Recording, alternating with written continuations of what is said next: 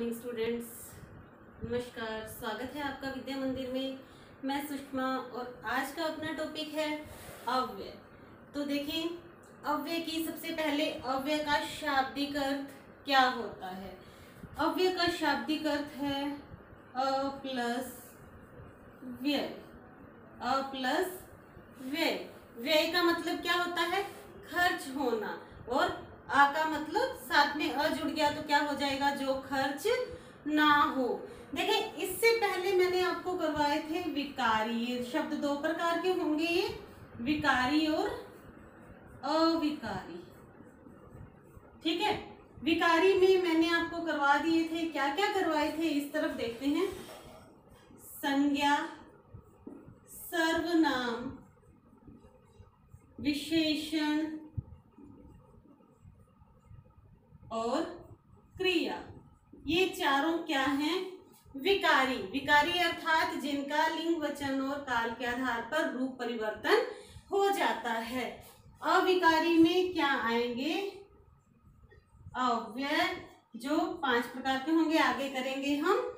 ठीक है, तो इनका रूप परिवर्तन हो जाता है और इनका रूप परिवर्तन नहीं होता। तो समझेंगे पहले परिभाषा और बाद में समझेंगे अंतर। तो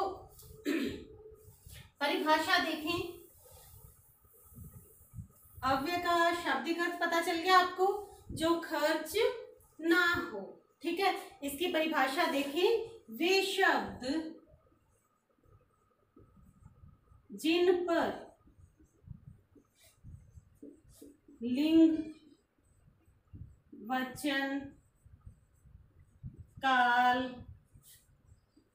कारक आदि का कोई प्रभाव नहीं पड़ता। कोई प्रभाव नहीं पड़ता अर्थात ये जो है अव्यय शब्द, ये अपने मूल में बने रहते हैं। ये अपने मूल में बने रहते हैं। तो देखें कैसे परिवर्तन हो जाता है संज्ञा, सर्वनाम, विशेषण और क्रिया में। तो मेरे पास शब्द है संज्ञा। जैसे हम लेते हैं संज्ञा, यहां लिख लेंगे सर्वनाम, विशेषण, क्रिया। ठीक है, तो अब हम देखेंगे कि ये कैसे चेंज हो जाता है। देखें, संज्ञा है लड़का, क्या हो जाएगा? लड़की, लड़के। इनका रूप परिवर्तन हो गया। ठीक है, सर्वनाम में जैसे शब्द है मैं, तो ये भी परिवर्तित हो जाएगा। कैसे? मेरा, मैंने, मुझे, मुझको, इसमें परिवर्तित हो जाएगा। विशेषण में देखें, कोई शब्द है अच्छा, ठीक है, तो ये भी बदल जाएगा अच्छी, अच्छे, इसमें बदल जाएगा। क्रिया में देखें, पढ़ धातु है, पढ़ से क्या बन जाएगा? पढ़ता, पढ़ते। ये शब्द परिवर्तित हो जाएंगे, इनका रूप परिवर्तित हो जाएगा। ठीक है, अब देखें अविकारी में क्या होगा। कुछ शब्द हैं जब, तब, ऊपर, नीचे, यहाँ, वहां। तो ये जो है इनका रूप परिवर्तित नहीं होगा। ऐसे बहुत सारे शब्द हैं जिनका रूप परिवर्तित नहीं होता लिंग, वचन और काल के अनुसार। हम एक उदाहरण से समझेंगे कि कैसे रूप परिवर्तित नहीं होता। देखिए आगे,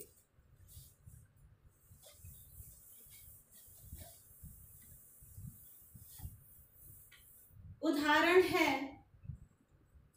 राम प्रातः काल घूमने जाता है। घूमने जाता है। सीता प्रातः काल घूमने जाती थी और हम प्रातःकाल घूमने जाएंगे। तो देखें, एक वचन काल कौन सा है? वर्तमान काल और पुल्लिंग। एक वचन स्त्रीलिंग काल भूतकाल, बहुवचन काल भविष्यत काल। तो क्या इनमें परिवर्तन आया? तीनों शब्दों में नहीं आया। तो ये शब्द क्या है? अव्यय शब्द है, जिन पर लिंग वचन और काल का कोई प्रभाव नहीं पड़ता और जो अपने मूल में बने रहते हैं, वे क्या कहलाएंगे? अव्यय शब्द कहलाएंगे। अब चलें देखेंगे अव्यय के भेद। कितने भेद होते हैं? तो सबसे पहले देखें, अव्यय के 4 भेद होते हैं। कितने भेद होते हैं? 4 भेद होंगे इसके। कौन कौन से? क्रिया विशेषण, नंबर 2 संबंध बोधक, उसके बाद समुच्चय बोधक,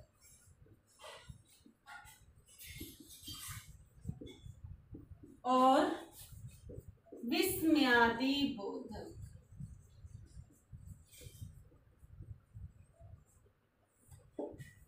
विस्मयादि बोधक, ये हैं 4 अव्यय के भेद। देखिए, निपात भी कई जगह पर अव्यय का ही एक भेद माना जाता है, लेकिन ये बिल्कुल अलग है। होते इसमें भी जो शब्द प्रयोग में लिए जाते हैं वे सभी अव्यय ही होते हैं, लेकिन इसे अव्यय का भेद नहीं माना जाता। ये मैं आपको बिल्कुल अलग से करवाऊंगी इसके जस्ट बाद में, ये चारों करवाने के बाद में। अब देखें क्रिया विशेषण। क्रिया विशेषण के फिर से 4 भेद होंगे। कौन कौन से भेद होंगे? देखें, कालवाचक क्रिया विशेषण,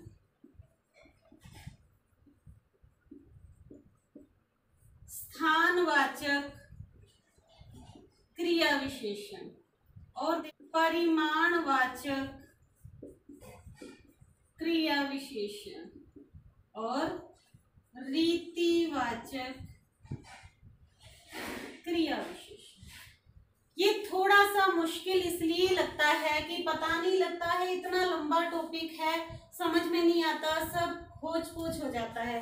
तो आज हम अलग अलग टॉपिक बिल्कुल आराम से करेंगे, अच्छे से करेंगे, आपको बिल्कुल अच्छे से समझ में आ जाएगा। तो सबसे पहले हम करेंगे क्रिया विशेषण।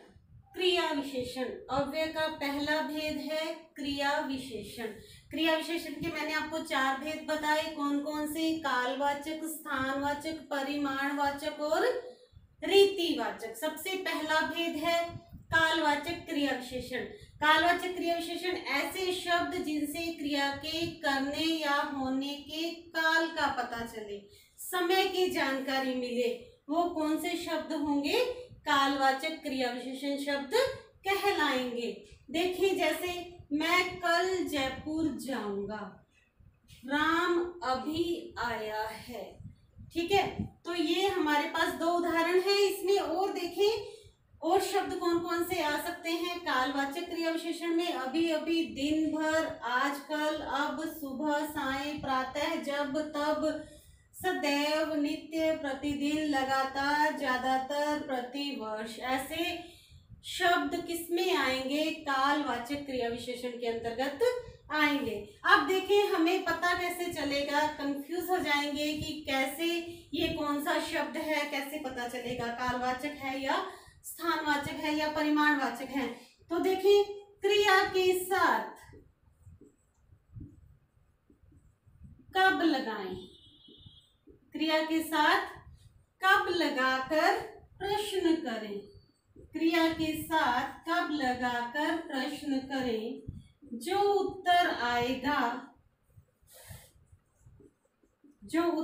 आएगा वह कालवाचक क्रिया विशेषण शब्द होगा। ध्यान में रखना है कि वो कालवाचक क्रिया विशेषण शब्द होगा। क्रिया के साथ क्या लगाना है, कब लगाकर प्रश्न करना है। मैं कब जाऊंगा, कल जाऊंगा। कब जाऊंगा, कल जाऊंगा। तो कल क्या हुआ, कालवाचक क्रिया विशेषण शब्द हुआ। कब आया है, अभी अभी आया है। कब घूमने जाता है, साईं घूमने जाता है, साईं को। प्रातः को घूमने जाता है। ये सारे जो शब्द हो जाएंगे वो किसके अंदर आ जाएंगे, कालवाचक क्रिया विशेषण के अंदर आ जाएंगे। चलिए अब आगे करेंगे स्थानवाचक क्रिया। स्थानवाचक क्रिया विशेषण।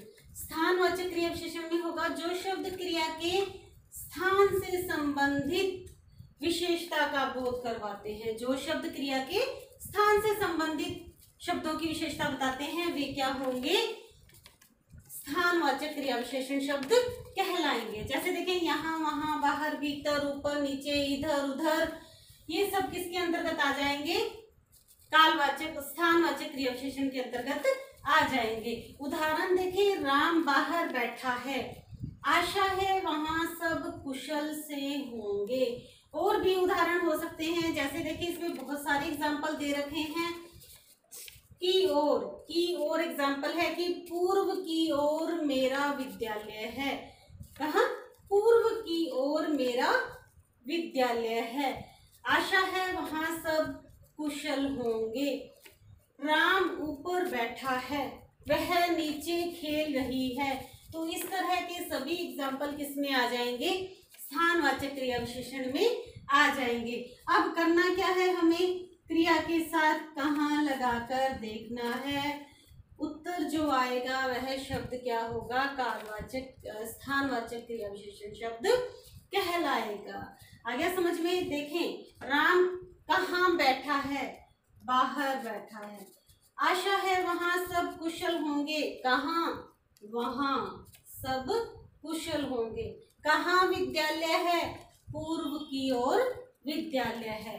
तो ये सब किसके अंतर्गत आ जाएंगे, स्थानवाचक क्रिया विशेषण के अंतर्गत आ जाएंगे। परिमाणवाचक क्रिया विशेषण, ऐसे शब्द जिनसे क्रिया की मात्रा और परिमाण का बोध हो। क्रिया की मात्रा और परिमाण का बोध हो। उदाहरण देखें, लिखते लिखते मैं थोड़ा थक गई हूँ। तो कितना, प्रश्न क्या करना है, कितना थक गई हूँ, थोड़ा थक गई हूँ। आंसर आएगा थोड़ा। तो ये शब्द क्या होगा, परिमाणवाचक क्रिया विशेषण। कितना बोलता है, बहुत बोलता है। तो ये शब्द क्या हो जाएगा, परिमाणवाचक। क्रिया के साथ क्या लगाना है, कितना लगाकर प्रश्न करना है। जो उत्तर आएगा वह शब्द क्या कहलाएगा, परिमाणवाचक क्रिया विशेषण शब्द कहलाएगा। अब हमें अंतर पता नहीं चलता कई बार कि परिमाणवाचक क्रिया विशेषण और परिमाणवाचक विशेषण में क्या अंतर है। देखें,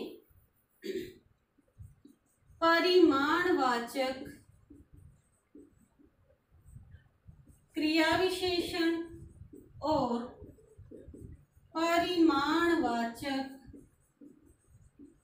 विशेषण दोनों में अंतर क्या है। दोनों में अंतर देखें, यहाँ पर क्रिया की विशेषता बताएगा ये शब्द। जैसे थोड़ा थक गई, कितना थक गई, थकना क्या है, क्रिया है। तो क्रिया की विशेषता ये शब्द बताएगा। बहुत बोलता है, बहुत बोलता है। किसकी विशेषता बता रहा है, बोलना क्या है, क्रिया है। क्रिया की विशेषता ये शब्द बता रहा है। ये शब्द भी क्रिया की विशेषता बता रहा है। सेम शब्द हम परिमाणवाचक विशेषण में ले जाएंगे। थोड़ा दूध, मुझे थोड़ा दूध चाहिए। कितना, थोड़ा। तो ये भी कितना का उत्तर दे रहा है, लेकिन यहाँ पर शब्द क्या है, संज्ञा है। यहाँ पर क्या है, संज्ञा शब्द है। थोड़ा दूध, बहुत पैसा, ये क्या है, संज्ञा है, तो संज्ञा और सर्वनाम की विशेषता बताने वाले शब्द क्या हो जाएंगे? संज्ञा की विशेषता बता रहा है ये शब्द परिमाणवाचक विशेषण। यहाँ पर क्रिया की विशेषता बता रहा है ये परिमाणवाचक क्रिया विशेषण हो जाएगा। चलिए आगे क्रिया विशेषण। रीतिवाचक क्रिया विशेषण में क्या होगा? ऐसे क्रिया शब्द जिनसे क्रिया करने की रीति का पता चले। रीति अर्थात किस ढंग में क्रिया हो रही है, क्रिया के ढंग का पता चले, उसकी रीति का पता चले। तो कैसे पता चलेगा? देखें, सीता धीरे धीरे चलती है, राम मधुर गाता है, वह फटाफट चला गया, अचानक वर्षा होने लगी। ठीक है, तो हम क्या करेंगे? क्रिया के साथ क्या लगाएंगे? कैसे। कैसे लगाने पर उत्तर आएगा? देखे, कैसे चलती है? धीरे धीरे चलती है। कैसे गाता है? मधुर गाता है। कैसे चला गया? फटाफट चला गया। कैसे वर्षा होने लगी? अचानक वर्षा होने लगी। तो देखें, धीरे धीरे, सहसा, शीघ्र, अचानक, सुखपूर्वक, वे सुखपूर्वक रहने लगे। कैसे रहने लगे? सुखपूर्वक। एकाएक, शायद, प्रायः, अक्सर, बहुधा आदि ये शब्द क्या आ जाएंगे? सारे के सारे रीतिवाचक क्रिया विशेषण के अंतर्गत आ जाएंगे। तो चलें अपने एक नजर में फटाफट सभी देख लेते हैं। क्रिया विशेषण के कितने भेद मैंने आपको बताए? 4 भेद। कौन कौन से? कालवाचक क्रिया विशेषण, स्थानवाचक क्रिया विशेषण, परिमाणवाचक क्रिया विशेषण और रीतिवाचक क्रिया विशेषण। तो देखिए, कालवाचक में किसका उत्तर देगा? कब का। स्थानवाचक में किसका उत्तर देगा? कहाँ का। परिमाणवाचक में कितना का उत्तर देगा और रीतिवाचक में कैसे का उत्तर देगा। ये चीजें अगर ध्यान में आ गई तो पेपर में कहीं से कोई भी क्वेश्चन आता है तो कभी गलत नहीं होगा, आप आराम से कर सकते हैं। तो चलें, मिलते हैं अगले टॉपिक पर। कौन सा टॉपिक है अपना इससे बाद वाला? संबंध बोधक अव्यय।